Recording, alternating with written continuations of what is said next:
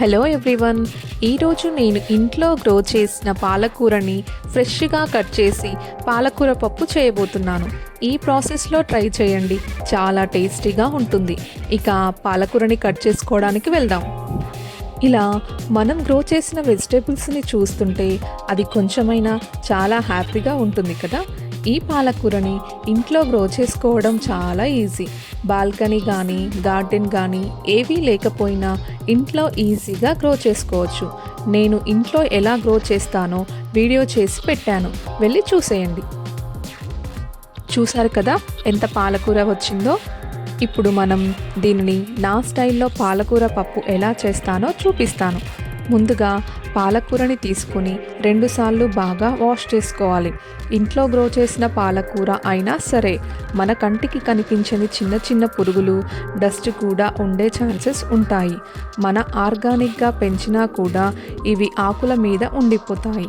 అందుకే పాలకూరని బాగా వాష్ చేసుకోవాలి. మనం దీనిని కాడలతో సహా చిన్న చిన్నగా కట్ చేసుకొని పక్కన పెట్టుకోవాలి. పాలకూరలో విటమిన్ సి అండ్ ఏ ఎక్కువగా ఉంటాయి. ఇవి కళ్ళకి, స్కిన్కి చాలా మంచిది. అలాగే ఐరన్ కూడా ఎక్కువగా ఉంటుంది. ఇంకొక బౌల్ తీసుకొని పెసరపప్పును వేసి దీనిని కూడా 2 సార్లు బాగా వాష్ చేసుకొని వాటర్ పోసి 30 మినిట్స్ పాటు నానబెట్టుకోవాలి. ఇలా నానబెట్టుకొని వండుకోవడం వల్ల ఈజీగా డైజెస్ట్ అవుతుంది. అలాగే గ్యాస్ బ్లోటింగ్ కూడా తగ్గుతుంది. నెక్స్ట్ కుక్కర్ని తీసుకొని పప్పులోని వాటర్ని తీసేసి పప్పును యాడ్ చేసుకోవాలి. అలాగే మనం కట్ చేసి పెట్టుకున్న పాలకూరని వేసుకొని నెక్స్ట్ ఇప్పుడు స్పైసీకి కావలసినంత పచ్చిమిర్చిని అలాగే ఆనియన్స్ని వేసుకోవాలి. ఇందులోకి 1 స్పూన్ అల్లం వెల్లుల్లి పేస్ట్ని, కొంచెం ఆయిల్ని, అలాగే కొంచెం పసుపుని, ఒక 4-5 వెల్లుల్లిని వేసుకొని వాటర్ పోసి కుక్కర్ విజిల్ని పెట్టుకొని 2 విజిల్స్ వచ్చేంత వరకు కుక్ చేసుకోవాలి.